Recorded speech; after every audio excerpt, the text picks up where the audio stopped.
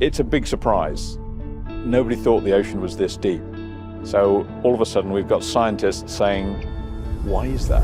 They sent a single camera 7 miles down into the Mariana Trench, into a darkness that has not seen sunlight in billions of years, into pressure that turns steel into paste, expecting to film nothing. Is it a little hole? Is it a big hole? What kind of feature is it down there?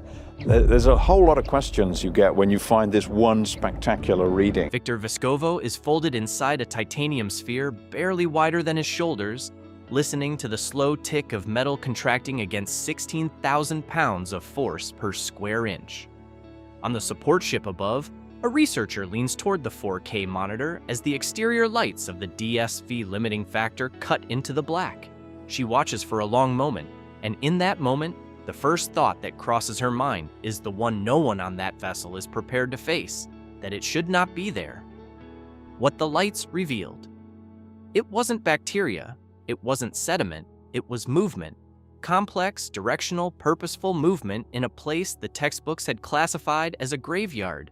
The Mariana Trench reaches roughly 36,000 feet at its lowest point, a place called Challenger Deep. If Mount Everest were dropped into that trench, its peak would still sit over a mile beneath the ocean's surface. The pressure down there exceeds 16,000 pounds per square inch. No sunlight has reached the floor in billions of years. Temperature hovers just above freezing. Food is nearly non-existent. For most of scientific history, the conclusion was simple. Nothing meaningful lives there. In May of 2019, Victor Vescovo climbed into the DSV Limiting Factor and began a 4-hour descent into absolute darkness, part of the Five Deeps expedition, a mission to reach the deepest point in each of the world's 5 oceans. The sphere he was strapped inside is barely wide enough to turn his shoulders. There are no real windows, only thick acrylic viewports the size of a dinner plate. The walls cool as he sinks. His breath fogs the inside of the port. The descent rate is roughly 3 feet per second, and the water above him is getting heavier with every one of those feet. By the time the depth gauge reads 35,853 feet, the titanium around him is bearing the weight of roughly 8 elephants on every square inch of its surface. Any crack, any weld, any imperfection in the hull would disintegrate. He would be gone before his brain registered the sound. Deep holds a special place for anyone involved in oceanography because it is, in a way, the inverse of Mount Everest. It is the deepest point. It is actually deeper than Mount Everest is high, and the conditions there are just incredibly difficult to put mechanical devices or a living human being. He flips the exterior lights on the pressure drop above. The monitor goes white for a fraction of a second as the cameras adjust. Then the image resolves, and the researchers crowded around the feed expected to record emptiness, sediment, maybe a microbial film, the absence of life confirming what their professors had taught them for decades. What they recorded instead didn't confirm the expected emptiness. It demolished it. The first thing the camera showed within 2 minutes of the lights coming on, the model was already wrong. Amphipods, shrimp-like crustaceans, were already swarming around bait the team had placed on the seafloor. Not scattered individuals picking cautiously at scraps.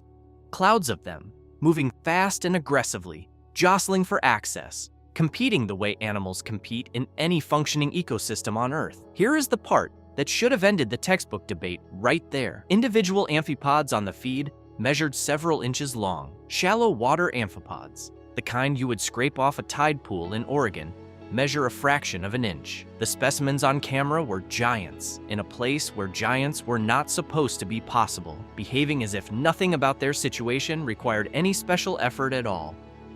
Sea cucumbers moved across the sediment surface, substantial animals, some measuring over a foot long, crawling with clear purpose, feeding on organic material in the mud, not specks under a microscope. A foot long, deliberate, moving through conditions that should make complex locomotion biologically impossible. And then the fish, actual vertebrates, swimming at a depth where the pressure was supposed to prevent any complex body structure from remaining intact. The snailfish captured on camera at depths exceeding 26,000 feet were 8 to 10 inches long, translucent and gelatinous, with small eyes and delicate fins, functional digestive systems, well-developed sensory systems, muscular bodies built for active movement. They weren't drifting. They weren't barely holding together. They were hunting. Let that sink in for a second. Snailfish have a spine. They have a brain, a complete circulatory system, a liver, kidneys, eyes. Every one of those organs is made of proteins. Proteins that pressure at any significant depth should be distorting and destroying. And a vertebrate with that level of biological complexity was not only alive at 26,000 feet, it was chasing prey. The bumpy snailfish doesn't just look cute, it is built for survival, with specialized proteins for high-pressure life and even a second set of jaws in its throat for eating crustaceans. One of the scientists watching the monitor on the pressure drop reportedly turned away from the screen, sat down, and didn't speak for several minutes because what had just appeared on that feed was not a data point that fit the existing model. It was a direct contradiction of it. How this is possible. Okay, here is the part nobody teaches you in school. Those fish aren't resisting the pressure. They aren't fighting it off. They aren't enduring it. Their bodies are mostly water, and water is essentially incompressible. The pressure outside is matched by the pressure inside, cell by cell, atom by atom, in perfect balance. They don't feel crushed any more than you feel the 14 pounds of air currently pressing down on every square inch of your skin. You don't notice your own atmosphere, they don't notice theirs. Now, for those who don't know, the real problem at depth isn't getting squished, it is chemistry. Proteins have to stay folded in exactly the right shape. A tiny warp, and they stop working. Cell membranes have to stay fluid enough for molecules to slip through, even in near-freezing water. Every enzyme that powers every living cell has to keep functioning under conditions pressure would normally scramble. And here is how these animals solved it. Their proteins have slightly different molecular shapes, stable under pressure where ours would deform. Their cell membranes include specific lipids that stay flexible at depth rather than stiffening up. Their enzymes are pressure-adapted variants of the exact same enzymes running inside your body right now, and they carry a chemical called trimethylamine N-oxide, or TMAO, a small molecule that props proteins up when pressure tries to collapse them. Shallow fish have almost none of it. Go deeper, there is more. Go deeper still, there is more again. By the time you reach the floor of the Mariana Trench, TMAO concentrations appear to approach a theoretical ceiling. Some researchers believe this is why 8,200 meters is a natural depth limit for fish. Below that line, the very molecule that saves their biology begins to run out of room to save it. Not exotic chemistry, not alien biology. Small refinements to a toolkit life has been quietly using for billions of years. And this is the part that makes the Mariana Trench footage genuinely disturbing. Life didn't need to invent new machinery to occupy the bottom of the ocean. It just had to tweak what it already had, which means every environment we wrote off as too extreme, too crushing, too cold, too dark deserves a second look. And what we found in there was a population of Mariana snailfish, which was interesting because that particular deep area is physically partitioned from the next area, and this particular population of fish don't seem to have the capacity for going shallow enough to get from one to the other. So one of the questions we are looking at is how connected these populations really are. The deep subsurface of Earth, the oceans believed to exist beneath the ice shells of Europa and Enceladus, planets we cataloged as sterile without asking whether life could adapt its way in. The search for extraterrestrial life has always assumed life requires specific conditions: the right temperature, the right chemistry, liquid water at the right pressure. The footage from the limiting factor suggests the list of right conditions is much longer than we thought. Life doesn't need what we think it needs what it can adapt to, and the evidence now says it can adapt to almost anything. If the kind of discovery that rewrites textbooks is something you want to follow, now is the moment to subscribe, because the next few minutes get worse. Not one species, dozens. Scientists willing to entertain the possibility of some life at extreme depth had imagined a biological monoculture. One or two highly specialized organisms occupying a single narrow niche, barely hanging on, doing nothing more complicated than not dying. What the cameras documented was something structurally different. Multiple species of amphipods, not just one, with different body forms and different feeding behaviors. Several species of sea cucumbers using distinct locomotion strategies. Multiple snailfish species adapted to different depth ranges within the trench. Polychaete worms, isopods, other organisms still being identified and cataloged from the footage. And layered across all of it, ecological roles. Predators hunting, scavengers consuming what the predators left behind, filter feeders processing the water column, organisms breaking down organic material in the sediment. Not a simple system where everything competes for the same scarce resource. A food web, a structured, layered community of organisms occupying distinct roles, operating under pressure that was supposed to make every link in that chain impossible. The same basic organization as a coral reef, a forest, or any other complex biological community on Earth, rebuilt from the ground up in an environment that science had classified as essentially sterile. The rules of ecology don't disappear at depth. They persist, life follows them, and it organizes itself in the same patterns it follows everywhere else on the planet. Specialization, competition, cooperation, predation. The exact mechanics a biology student would recognize from any undergraduate textbook, reproduced at pressures and in darkness that should have shut the entire process down before it started. And here is the detail that should keep you up at night. The footage covered a few dozen square yards of seafloor, a tiny, almost negligible fraction of the total available habitat. The full Hadal zone, the depth range below 20,000 feet, spans approximately 45,000 square miles of seafloor across trenches distributed throughout the Pacific Rim. An area the size of Pennsylvania in total darkness, under crushing pressure. That is like being on the surface of a moon. Well, it is what I thought it would be. It is a steep freaking wall. The detail is unbelievable, almost entirely unvisited by any camera or submersible. If a few dozen square yards can support a complex structured ecosystem, what is living in the other 44,999 square miles? Nobody has looked. The behavior that broke the model. Even the scientists who accepted that some life might exist at full ocean depth had a fallback position. Whatever lived down there would be slow, minimizing energy expenditure in a place where food was nearly absent. Surviving, but only just. The amphipods in the footage were moving fast, competing, swarming. The same aggressive feeding behavior visible in shallow water species where food is plentiful and competition is fierce. Metabolic measurements from specimens retrieved from the trench confirmed what the footage suggested. These organisms were not running on minimal power. Their biochemistry was active, responsive, efficient. Here is the catch. That one observation broke a foundational assumption, and that assumption shapes everything. Which environments get studied, which planets get ruled out, which places we decide aren't worth looking at. If the deepest, darkest, coldest, highest pressure environment on Earth can support a fast, competitive, metabolically active ecosystem, the word uninhabitable has lost most of its scientific meaning. These animals weren't fighting to survive.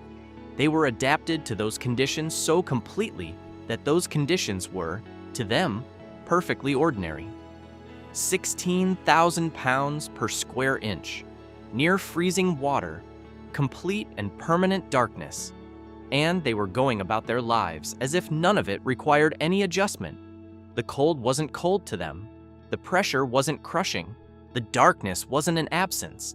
It was simply the world as they had always known it, and they were thriving in it, which raises the question the researchers on the pressure drop didn't want to ask out loud. If they are thriving, what are they, eating? An ecosystem. Nobody can explain. The deep ocean receives no energy from sunlight. The primary food source reaching the seafloor is marine snow, a slow drift of dead organisms, fecal material, and decomposed organic debris sinking from surface waters. Scientists who modeled the energy budget of Challenger Deep calculated that the volume of marine snow reaching the trench floor is nowhere near enough to support the abundance and diversity the cameras documented. So if you are on the surface and you are looking out and you can see all these lovely whales and dolphins and squid and jellyfish, all that stuff has to die. All that material, all that lovely organic matter sinks.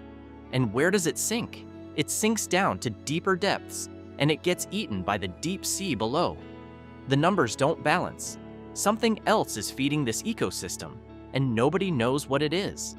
Possibilities include chemosynthetic bacteria drawing energy from chemicals in the Earth's crust, converting geological energy into biological fuel the way photosynthetic organisms convert sunlight. Unknown hydrothermal vent systems providing localized heat and chemical energy, or a form of nutrient recycling more efficient than anything observed in shallow water. Less waste, more complete processing, more biological output per unit of input, or something that hasn't been identified yet, an energy source nobody looked for, because until the limiting factor's cameras rolled, nobody believed anything down there needed feeding. Some researchers have proposed that deep-sea ecosystems may actually be more productive in certain respects than surface ecosystems. That what looks like scarcity from the outside may reflect a system that wastes almost nothing, which would invert one of our most basic assumptions about the ocean: the sunlit surface as the rich, productive zone, the deep as the barren afterthought. What if it is the other way around? What if the deep ocean is the primary marine habitat and the surface waters, volatile, temperature-dependent, seasonally unstable, are the marginal environment? One detail belongs in any honest accounting of this story. Among the footage from Challenger Deep, a plastic bag on the seafloor. Amphipod samples from the trench contain microplastics in their digestive systems. 7 miles down, already contaminated. These organisms survived 16,000 pounds per square inch for millions of years. They never evolved for what we put in the water, and we don't even know yet what else we have put down there that they are carrying. What the cameras didn't show. Everything described so far, the snailfish, the amphipods, the food webs, the unexplained energy balance, represents what was willing to be captured. The organisms that approached the lights. The species bold or hungry enough to enter camera range. It is, in a specific and important sense, a biased sample. The cameras show the most visible fraction of what lives down there. What they don't show is everything that stayed in the dark. The animals that don't approach bait, don't investigate unfamiliar light sources, have no evolutionary reason to come anywhere near a submersible. The footage also recorded what wasn't clearly captured, and that turns out to be the most significant part of it. Large disturbances in the sediment just outside the camera's reach. Movement that registered in the lights, but resolved into nothing by the time the frame caught up.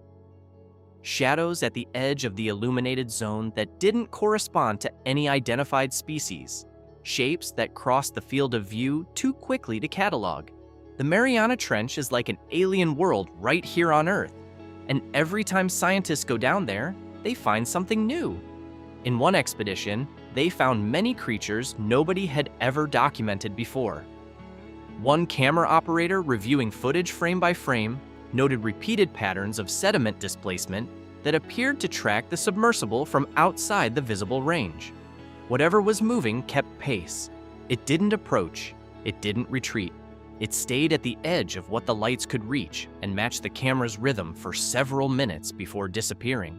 Here is the math that follows from everything the cameras did show. If complex vertebrates, snailfish 8 to 10 inches long, can thrive at full ocean depth, what is the actual upper size limit for organisms living down there? The physics don't rule out larger animals. Pressure equalizes across a body, regardless of size. Larger animals store more energy reserves, a significant advantage in an ecosystem where food doesn't arrive on a predictable schedule. A large predator at full ocean depth would have no shortage of prey. Dense clouds of amphipods, foot-long sea cucumbers, fish swimming openly in water no surface predator can reach. An untouched food supply in complete darkness, available to anything large enough and adapted enough to exploit it.